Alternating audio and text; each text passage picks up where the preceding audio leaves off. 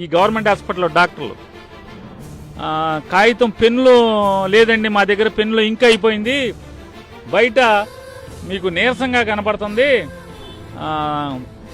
నీరసం తగ్గటానికి బయట మెడికల్ షాప్లో ఓఆర్ఎస్ ఎలక్ట్రాల్ పౌడర్ అని దొరుకుద్ది, ఓఆర్ఎస్ పడి దారిలో జీప్ ఆపిచ్చి కొనుక్కుని వేసుకుని తాగండి సరిపోద్ది అని చెప్పి.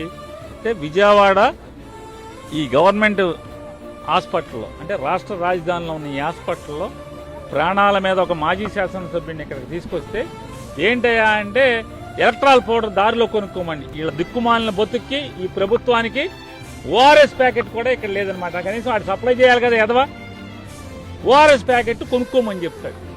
ఇంత దిక్కుమాలినటువంటి దిగజార్చి ఈ హాస్పిటల్లో వైద్యం చేస్తున్న పరిస్థితి.